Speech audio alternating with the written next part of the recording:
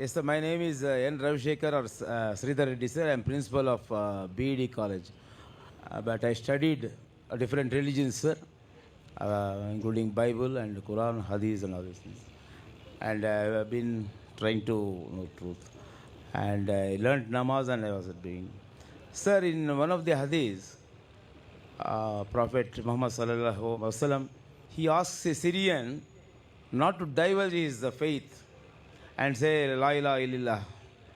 The times were such, but nowadays, because it is the Harab bottle disease, our psychological implications and also social implications and other things are past. Is there any concession for people who want to follow Islam? And also, some of the things given by Tao of physics by Fidget Capra and Stephen Hawking's History of Time, there are so many galaxies and other things, and we cannot brush aside some of the concepts like Anal Haq or Aham Brahmasmi. Doing 5 times namaz or even tawzid, can we in our rest time follow this concept of Anal Haq? And as some of the people were Brother, please pose one question at a time. We have lack of time. And answer your question. The other people waiting on the microphone. The brother asked a question that he knows of a hadith that Prophet told a Syrian not to change his faith.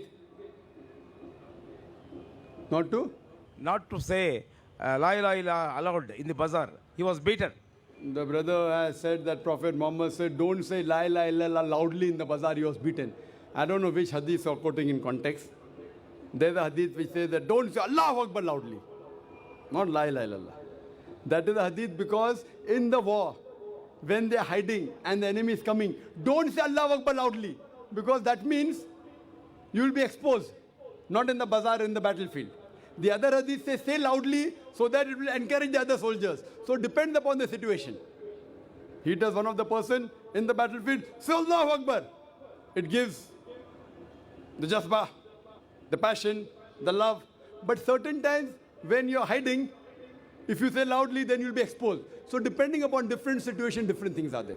Your main question was that can we follow Islam and other things like Socrates or some other people or from other scientists, including Al-Haq. As far as following anything else with Islam, if it doesn't go against the Quran and the Sahih Hadith, no problem. If it matches with the Quran and Sahih Hadith, it should be followed. If anything else, whether X, Y or Z, whether science, geography, history, whether Hinduism, Christianity, Judaism, says something which is also mentioned in the Quran, it becomes the fard for you to follow. If it says something which is not mentioned in the Quran and does not go against the Quran, you can follow it mubah, optional. But if it says something which is against the Quran, it is haram, it is prohibited. 3 different strategies, 3 different ways. Regarding a question, Islam believes in Tawheed, 5 times Salah. Does it believe in Anal-Haq? Anal-Haq, becoming one with God, it is shirk.